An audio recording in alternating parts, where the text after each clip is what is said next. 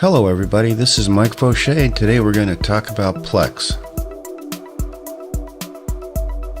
So today I'd like to talk about Plex. It's been something I've been using for many years. I had the pleasure of interviewing one of their key developers many years ago, and I've loved the product ever since. So I kind of want to go over the full aspect of the product, talk a little bit about the software, talk a little bit about the hardware, and some of the things to look out for, tips and tricks, and kind of go through a basic setup from start to finish. So let's get into it a little bit. So the first thing I'd like to talk about is how to get set up, and then we'll discuss a little bit about the hardware and what recommendations and what works and what doesn't work. The concept behind Plex is kind of simple, but if you haven't used it before, it may seem foreign to you. So the premise of Plex is that there is a server piece of software sitting somewhere, whether it's sitting on your NAS or whether it's sitting on your desktop PC, or whether you've repurposed an old piece of hardware and using it as a server. And the basic premise for Plex is to take your media files from somewhere and basically display them to the application of choice. In other words, I want to be able to serve them up to my Roku, my Apple TV, my NVIDIA Shield, my desktop PC, my mobile devices, whether it's an iPad, iPhone, Android, whatever it is. So I want to be able to play my media everywhere. And so today we're going to go through the setup, and I'm going to show you where things get a little tough, and basically how to solve them, or hopefully how to identify them and figure out how you want to solve them. So let's start from the beginning. Let's start from actually installing Plex. So as you can see here, I went to the Plex site, and I'll leave all the links in the show notes to everywhere that I go today. So the first thing that we're going to want to do is we're going to need to download the Plex software. So now, before we do that, let me just caveat a couple things. If you're running a NAS and it's powerful enough, like one of the medium to higher end QNAPs or Synologies, they will have an app in the App Store for the Plex server, and I would recommend you get it directly from there. If you're going to put this on your desktop, laptop, or a repurposed PC somewhere in the corner, then this is what you're going to want to do. So I'm going to go ahead and download. Since I've already downloaded, I'm going to go straight over to my files, and we're going to go ahead and install it. So again, this is pretty straightforward, and you'll see when we set it up, there's really not that much to do to set up a server. The key thing is, where am I putting it? So you have to really pick out a location such as your desktop or laptop, or a standalone PC. Don't confuse the server with what you're playing back. Those are two separate things. The server is going to bring the files to what you're using to play back, and in some cases that can be the same device. So we're going to go ahead and hit install, and it's a pretty quick, straightforward install. Just take you a few minutes here. I skipped ahead a little bit so you wouldn't watch the progress bar. So now we'll go ahead and launch the server. And if we look right here into the bottom task tray, you'll see the Plex Media server running. So I'm going to go ahead and double click on that, and it's going to launch me into an interface page. So I'm going to go ahead and log in. The very first thing you're going to want to do is to set up a library. Now, the wizard walks you through it. Since this is already set up on this system, it kind of skipped that part, but it's really simple. You're basically picking out the location of your media. And actually, let's go through and set one up from scratch so you kind of get a better understanding. So here you'll see your section of libraries. So I'm going to go ahead and hit plus, and I'm going to pick the type of, whether it's other videos or whether it's movies. I'm going to pick other videos, and I'm going to give it a name. I'm going to say camera videos.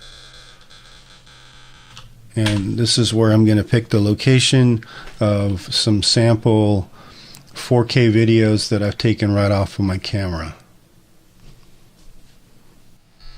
So let's go ahead and do that. And here it says browse for media. So this is where it's gonna want me to pick a location. Now, there's a couple of weird little things about Plex and how it finds files that you probably need to be aware of here. If you notice, there's only a C drive listed here. Now, if I had additional hard drives, it would obviously list those. If I had a USB drive, it would list those. Or if I mapped a network drive, it would list that. I've not done any of those. So what I'm going to do is actually navigate over to, using the File Explorer, navigate over to where my movies are located that I want to input. And then I'm going to copy this path here. So I'm just going to highlight clipboard. And then when I get back over to here, I'm actually going to paste this in, so that I have the entire path listed for where the videos are located. I'm going to go ahead and click Add Library, and the movies will slowly pop up and migrate into my folder. Now, obviously, since these are not, downloaded movies or MP4s, there's not a whole lot of great metadata with these, so you'll have to kind of create your own if you want to even bother, or you can just use them as is. And you notice that the library is actually scanning for metadata, and it's going to try and pick something so that you can kind of see what it is. Now, these are largely all the same, which is why the images are being picked up very similar, but it tries to grab the first few frames of the video. Basically, what I've done here is preset up the server. And I can add as many libraries as I want. So if you've got multiples, like you have downloaded files, home movies, movies that you've created yourself, by ripping or however you got your content, you can create them in separate folders and you can add them to different libraries. Okay, before we get into the next section, I want to go over some of the settings that may help you get the best performance and the most functionality out of your system. So let's just kind of go over some of the settings real quick. So I'm going to click on Settings, and there's not much in the General tab, so we'll skip over that one. The first one I want to cover is actually remote access. Now, this is one that obviously you will need to set up if you want to access your media through, the iPhone or Android app outside of your house, because you'll need to be able to forward that content over. So you can enable the remote access. When you enable the remote access, it will try to use a universal plug and play in your router, which hopefully you have disabled. That being said, what you'll want to do, and you'll need to do that specifically based on your own individual router, is do what's called a port forwarding, so that the content can be, the client apps, your iOS and Android, can actually find the server when you want to connect up. So if you're not familiar with port forwarding on your own particular router, you'll probably need to do a quick search and figure out how to do that. So you basically enable remote access. You'll need this port number, which is 32400, to actually set it up in your port forwarding rule. And then additional settings here. If you want to cap an internet upload, so in other words, if you want to limit Plex from going beyond a certain rate, you can set that right now, or otherwise it'll use everything available. The other things that might be of interest to you are the transcoder section. There's some options that you can set here, and the real critical one is right here where it says use hardware acceleration when available. That is not on by default, so you will need to turn that on if you want to attempt to use hardware accelerate your server so it can decode, or transcode I should say, much more efficiently. And again, that's CPU dependent, so you may or may not be able to actually see any difference. And that's basically the ones that you're going to want to pay attention to. The rest are probably, you can just leave as default and it should work fine. Before we get into actually playing back and setting up your client PCs, I want to talk a little bit about what happens with this media. Okay, so what I've drawn here is a little bit of a kind of a sketch of how things work. And I think it's critical to understand what happens with Plex, so that when you do set up the client, you'll get the results you want. And I'm going to demonstrate where the CPU, where the power, and where the transcoding and all that comes into play a little bit later when we actually start testing the clients. So, but I first want to go over the basic concept. So, as we talked about, this is the Plex server that's residing on a computer someplace. Whether it's an extra laptop or whether it's a dedicated server or a NAS unit, whatever it may be, there are differences. There's differences in how Plex reacts when you play content and what you're playing content from. And let me try to explain that a little bit more in simplistic terms. Here I've illustrated two different use cases. One is coming from Plex server serving media to like a Roku, Fire Stick, Apple TV, and one is a Plex server serving content to a mobile client or like iOS or Android. If I have, for example, 4K movies on my Plex server, many of the Roku and Apple TV devices and Fire Stick devices can play that 4K content natively, directly, so they don't need to modify the film in any way. They can just take that content directly from the server and just play it.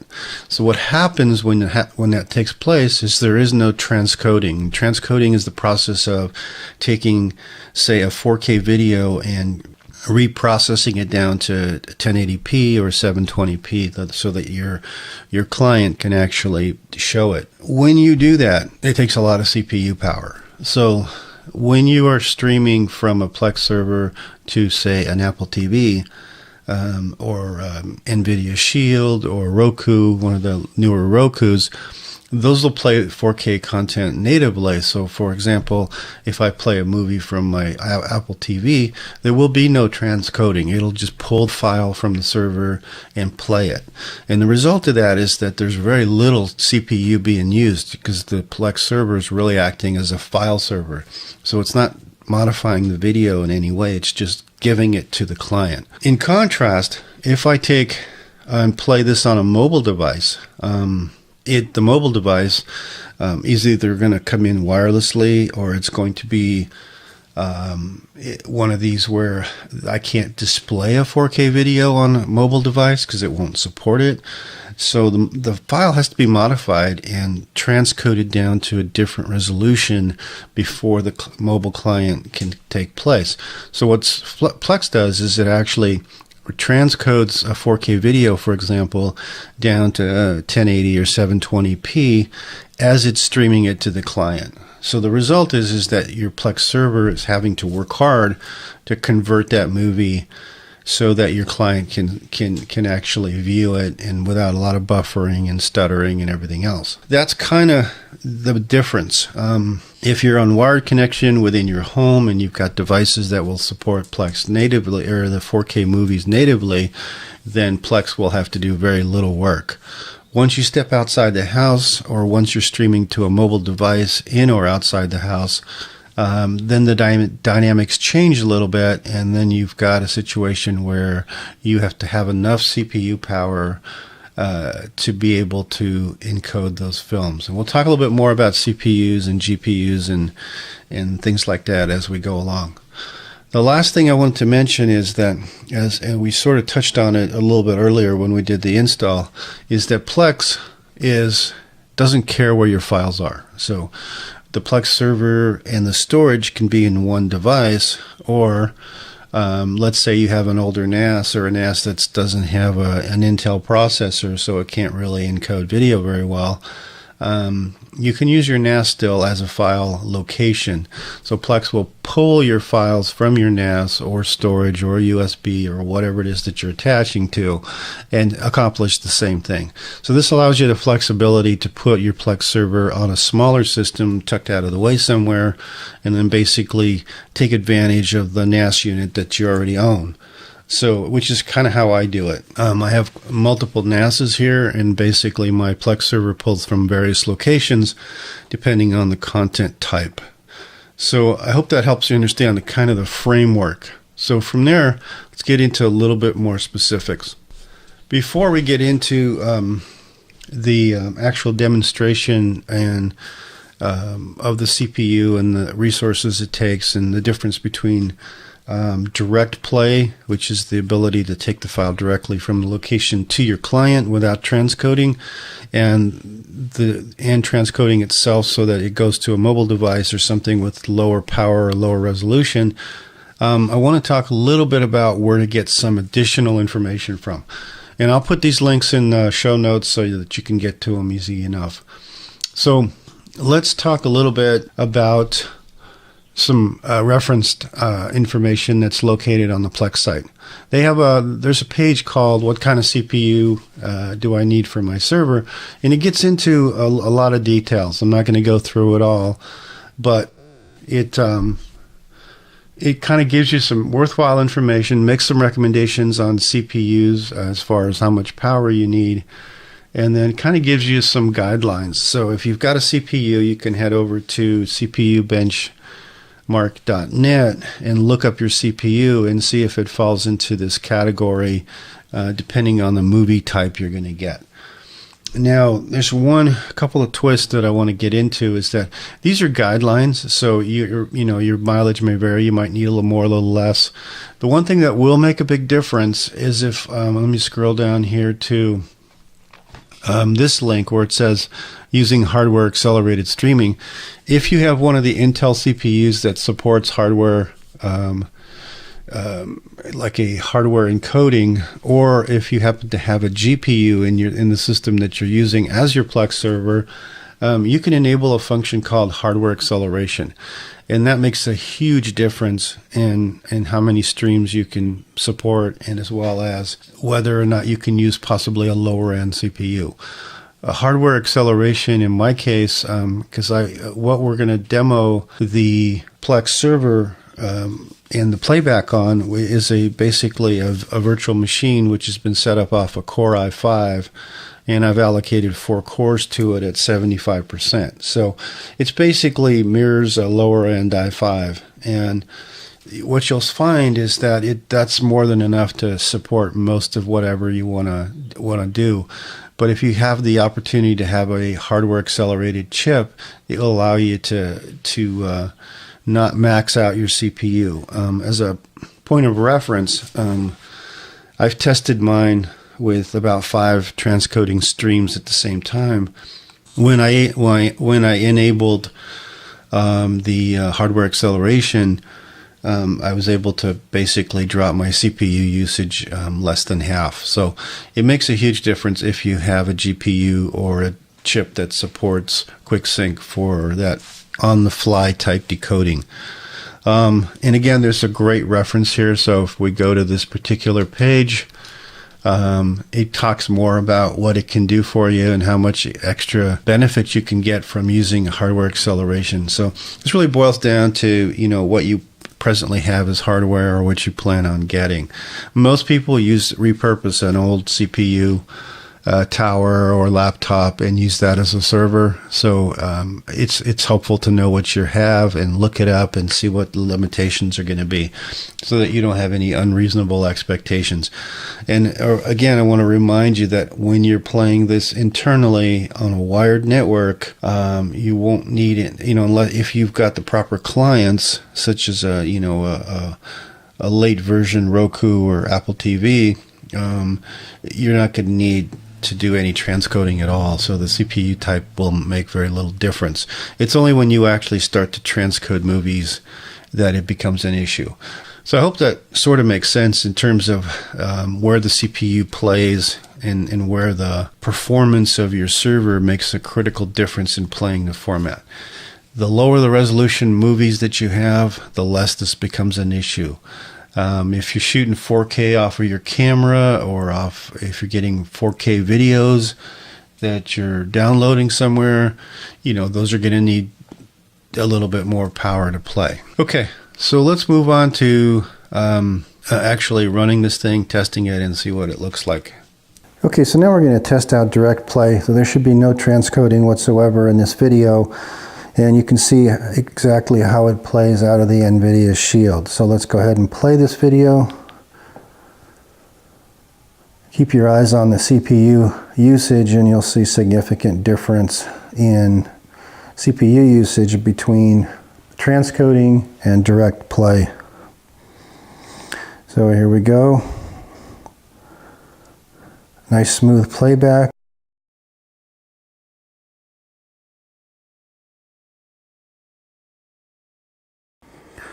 So we're playing the content, same movie. It's a 4K, again, it's a 4K video. It's off of my camera, playing it the same way that we were playing it before, and as you can see, the CPU usage is just skyrocketing. It's not anywhere near what it was with direct play. So there you can see the correlation between what happens to the same video or the same content when it's done through direct play versus transcoding. And this is where the transcoding just gobbles up your CPU. So anything and everything that you have will get used up. And this is where the buffering occurs. This is where stuttering occurs when your CPU just can't keep up. So you'll need to be aware of that's what's happening. When at all possible, you obviously want to do direct play, inside your house. But there are situations, going through Wi-Fi, going to a portable device where transcoding is going to be an issue. So the more horsepower you can throw at it, the easier and smoother that becomes. I hope that gives you a better idea of Plex and kind of the fundamentals, how to better select hardware, how to make use of the hardware that you have. There are so many variables and that we didn't even get into, such as video bit rates and such like that, and that may impact CPU performance and other factors. And it's always best to have a little bit more CPU power than you think you need. But hopefully this helps you understand when something happens where it's coming from. The other factor we didn't get really too much into is networking, and that's obviously that can have a big impact on performance. So if you're streaming over Wi-Fi, you're not going to get the same performance. Most likely going to force it into transcoding, or it's going to stutter and not work the way that you want. So it's always best to do hardwire, and unless you've got the CPU power to transcode, to every device on your network. If you put if you are repurposing something like a Core i7, you probably aren't going to have any problems one way or the other. Even the higher end i5s will do the job for you. So you just kind of have to judge what you have and understand when something doesn't quite work the way that you expect. These are the areas that you're going to look at. So I hope you enjoyed the video. Please feel free to post any questions or comments. If you haven't already subscribed, please subscribe to the channel and turn on the notifications, and we'll see you on the next video.